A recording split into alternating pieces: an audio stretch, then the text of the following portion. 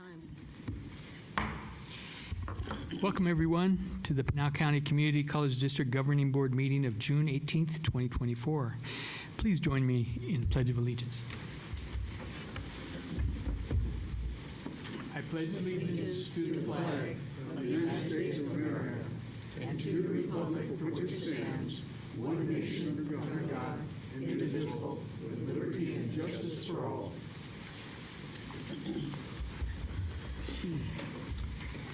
All right, we're on item number 3, adoption of the agenda.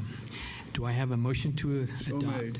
Second. Okay, I have a motion and a second. All those in favor, please signify by saying aye. Aye. Chair votes aye. Any opposed? Motion carries. All right, call to the public. The board is prohibited by ARS statute from discussing, considering, or action or items raised during call to the public. Individuals are limited to 3-minute presentation.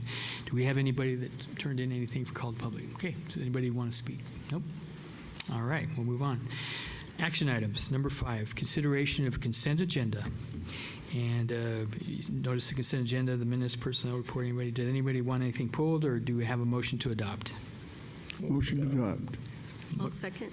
Motion is second to adopt the consent agenda. All those in favor signify by saying aye. Aye. Opposed? Chair votes aye. Motion carries. All right.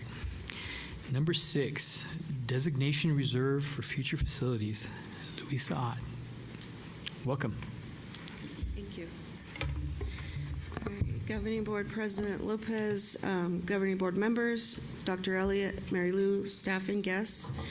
So we have before you the recommendation for the Governing Board to designate $15 million of unrestricted net assets, cash reserve as a restricted reserve for future facilities. Any questions? Any questions from the board? Comments? Yes. I'd move to designate that amount. Second. Have motion second to designate that amount. All those in favor, please signify by saying aye. Aye. Chair votes aye. Opposed? Motion carries. Thank you. You have 15 million. All right, now we move on to reports. We have a report from our college president, Dr. Elliott. Good afternoon, Board President Lopez, board members, faculty, staff, Mary Lou, and guests. I have a couple of things to update the board on, and as usual, I always try to give you an update on the Pence Center. If you haven't noticed the large crane when you entered into campus, it was brought in to help remove the support beam, and I think only portion of it has been removed. It's all out? Okay, so now the beam is completely out. That was causing a lot of obstruction. So hopefully that will allow the process of removing the debris and being able to analyze further damage move along a lot quicker and safer as well. Construction update. Construction at the SMC campus is moving along incredibly well and on time, surprisingly. The C building is probably about 95% complete. This is the building that we remodeled that actually has the kitchen, the cafeteria in it. It's missing some furniture and some finishings, but I was able to walk through it a couple weeks ago, and the virtual reality lab is state of the art. And we really should be proud and impressed with what we are going to be able to provide our learners. Yes, Keith. I just wanted to mention that I drive by that facility a lot, and it's really looking good. I'm really proud of it. I can hardly wait to see what the landscape looks like. Well, it's going to look lovely. I was able also to walk through the Allied Health wing and building, and it's incredibly impressive. So I can't wait until we're able to open those buildings and you're able to see them. The skilled trade area is a little further behind. Still some dirt floors and things that are moving along there. But again, we really will be proud of these buildings once they're completed. And obviously, we have a large team of people at the college that have been working tirelessly on these buildings. And then the Workforce Training Center, you've probably seen, Jerry, you've probably seen the fencing up and some dirt work that is occurring, and that's moving along as well. So Really exciting time for the college. A couple of miscellaneous items I wanted to share with you that summer enrollment is trending a little bit higher than last summer with about 100 more students than we had last summer. Not our highest summer, but still trending really nicely. And then I wanted to give you an update on our accreditation. As you recall, the peer review team, and you all received the report, the peer review team recommended that we submit 2 monitoring reports and host a focused visit. However, in my argument back to the Institution Actions Council, IAC, I made the case for the reports but disagreed with the focused visit. Fortunately for us, the IAC agreed with my argument and recommended only the 2 reports. And this is significant because it will save us, obviously, the costs associated. When you host a focused visit, you have to pay for that visit. And secondly, when you have another person on campus poking around and looking at things, it doesn't allow them to maybe find something else that the peer review team missed. So basically, we will submit our monitoring reports will be handled in a desk review.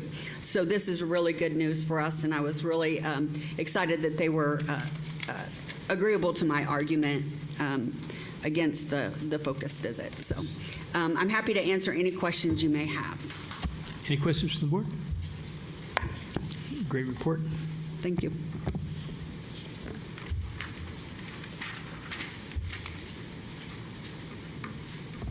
All right, next we have item number 8, Business Affairs Report. Louisa Ott. All right. Hello again, Governing Board President Lopez, Governing Board members, Dr. Elliott, Mary Lou, staff, and guests. We have presented in your packet the monthly budget reports. It reflects year-to-date as of April of 2024.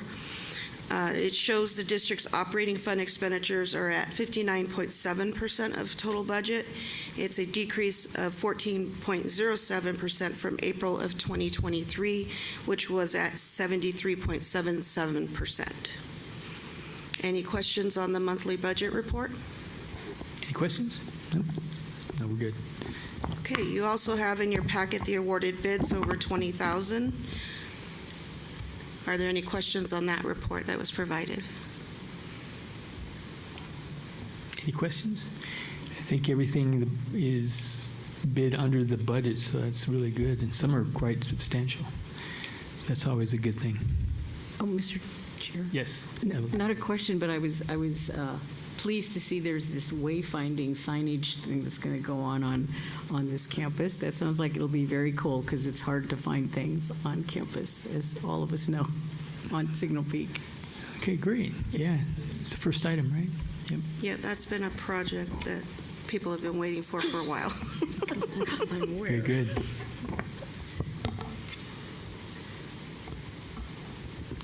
It looks good. So. Good. I think on the next one too. So. Yeah. Great. Thank you so much. Okay. Item 9, but the business. Okay, business and operations report. Okay. So we have the acting chief, Frank Alanis, who's going to present to the board regarding the projects that they've been working on that are aligned with the wildly important goals of the college. So, Frank. Welcome, Chief. Thank you, President Lopez and board members, Dr. Elliott.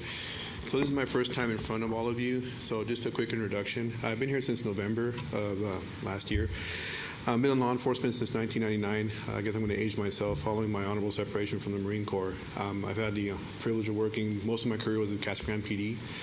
And in 2019, I had the opportunity to be the chief of police for the town Superior. So I was there for about 4.5 years, and that was my last assignment prior to coming here. So opportunity came to come to Central Arizona College. I've never worked at a college before, especially in a police chief capacity. I couldn't pass that up, and it's been an awesome ride so far, and hopefully it's one that I will continue for quite some time.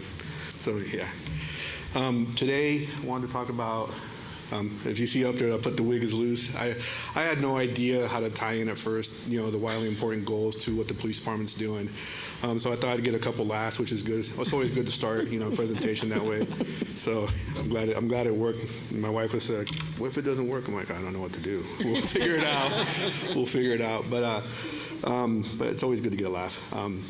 So wildly important goals. So the police department, it's an honor to be up here just to share some of what we're doing to support the wildly important goals for the college. So what are we doing to meet these goals or exceed these goals? And I'm going to share just a few things during this presentation.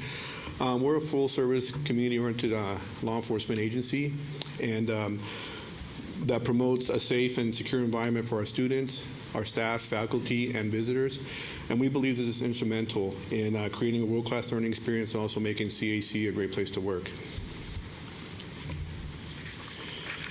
Now, how is this done? So I'm just going to go back to just basic fundamental policing as far as our organizational chart. This is something that we did recently. I believe it was in January. We just did a complete restructure of our department. And it's just the most efficient way to run the organization. It's also task-oriented. We broke it up into 3 divisions, with one division being the Office of the Chief of Police, which is pretty much self-explanatory. That's my office, and it's just general oversight of the organization, and we do such things, core responsibilities such as policy and budgeting. We also have another division, Support Services, which is led by Lieutenant Gary Arnold, right there, handsome guy right there. So some of his responsibilities are he's a liaison with AZ Post. We do investigations, sex offender monitoring, training, and we're working towards our accreditation, so that's something that's going to be a pretty big project, but it's going to take a few years for us to accomplish that. And then we have field operations, which is led by Lieutenant Adam Rodriguez. He's not here today, but his division is probably the most visible division within our organization and the college. That's where all our patrol officers come out of, and they're responsible for the 911 calls or any kind of response whatsoever to any of the campuses. If at any time anybody's got questions, just please let me know. Now, I personally believe, this is a great campus, and I've had nothing but a great experience here. I also graduated or got my associate's degree here, so I'm very familiar with this college, and it's always been a wonderful place to be.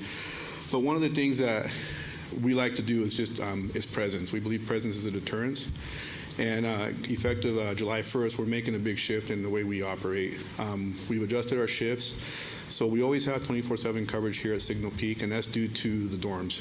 But our presence was limited at the other campuses, so we're going to a 6 a.m. to 10 p.m. model, and we'll see how it goes. Right now, we got the staffing for it. We're going to give it a shot, and as time goes on, hopefully we'll bring on police aides and other support personnel to assist us with this. But we're always going to have a sergeant on duty, which is something we've been lacking, so it's nice to have a supervisor readily available to everybody, and hopefully this will make a big difference at the campus. Eventually, one day, we'll go 24/7 everywhere, but I think that'll be a few years down the road before we get to that.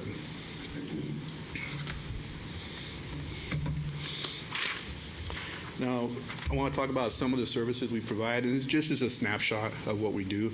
But safety escorts is probably the most visible one you see around our campuses. We usually have our student workers do that, and they drive around little golf carts. I think it's a really important service because if someone has a physical disability, just wants a police escort, or just any reason at all they do is just give us a call. We'll be there waiting for them. We'll pick them up, drop them off, vice versa. Whatever they need, we're there for them. We can have an officer do that. We can have a student worker do that. So it's been a really popular program here at the school and at the other campuses, and we really enjoyed meeting a lot of new people doing that. Emergency message delivery is something a lot of people don't know that we do. If we get a phone call from a family member or another law enforcement agency, there's a student or a staff member here, we'll go ahead, reach out to them, let them know what's going on, or if something happens here and it's local, we'll either drive out there or we'll just send a teletype or call another law enforcement agency to do that for us. And like I said, it's something we do it, not often, but it's a service that is available. The lockouts, that's more towards our instructors. They have a tendency to lock themselves out of their classrooms quite a bit, so we want to make sure the students get in there and have that world-class environment for them. Maintenance emergencies, we work hand in hand with Domingo's crew. We're always here 24/7, so if something happens, we give them a call. They're great. They always respond, and we take care of that. Now, the animal and wildlife response, that's something I'm not a fan of. We do a lot of snakes, and yeah, and we have a 6-foot pole to catch them. So I'm terrified of snakes, but I'll admit that it's not nice. I know Gary, he likes doing that, but I don't. I don't really care for it. But yeah, but we have everything. We have the coyotes, mountain lion, you name it, we have it, we deal with it, and then we call animal control if we have to go any further. But the snakes is the big one, and that's about this time of year. It's pretty much a daily call for us. Crime prevention safety programs, I'll talk about that more here in depth in a little bit. The community projects. So this is something we work with media. We have a great working relationship with them. If there's a topic that needs to be addressed or someone wants us to do something, we'll put a video together. You'll see them in the dining facilities or on our social media pages. And our officers love doing that, especially just getting in front of the camera and getting that exposure and addressing those issues. And in medical emergencies, we recently had an incident here at Signal Peak. We've worked really closely with AMR, Casa Grande Fire, and we have the abilities now just to call them directly. We cut out the middleman, and we can get a helicopter here. Like we had a helicopter here probably 10 minutes faster than would have been just going through dispatch and everything else. So it's something that we're really proud of. We've been working hard at it, and we actually got to put it to use not too long ago, and everything worked out well.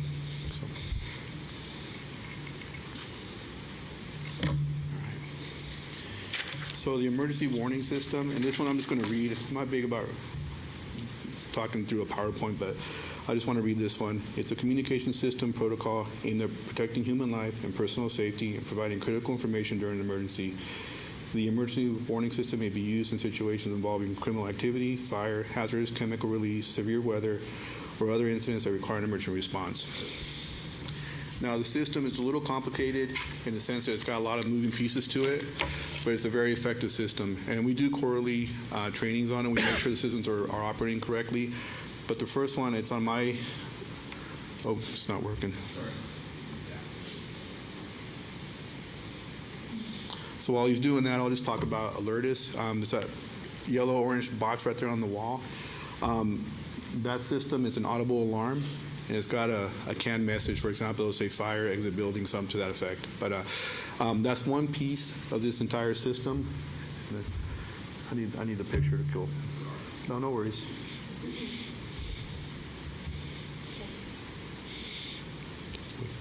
It's actually on a roll, so now we have to take it off. We had some issues ever since that power outage. So I think I can just keep going. I know everybody's here and time's important. Another external system, there we go. We see the cell phone, it's called Rave. So that's an external system. It does emails and text, and the students or whoever wants to can sign up for that. It's a really good system in the sense that we can do all the campuses, or we can just select a specific campus if we want to get a message across. This works hand in hand with the desktop telephone. It's probably the most annoying thing in the world. That phone just keeps going and going and going until you pick it up, listen to the message, and it's going to give you, once again, a canned message of what to do or what's going on. And then the blue towers, I think that's probably a really, really good system. You'll see them randomly throughout the campuses, and that gives us the ability to talk directly with the individual who pushes the button. We also have video cameras in them so we can see what's going on in the immediate area, and there's also a light. So if something's going on, like I said, presence is a deterrence, and that light is a deterrence if something's going on. Tends to keep people away or bring them to. Well, it's on my screen, but not this screen.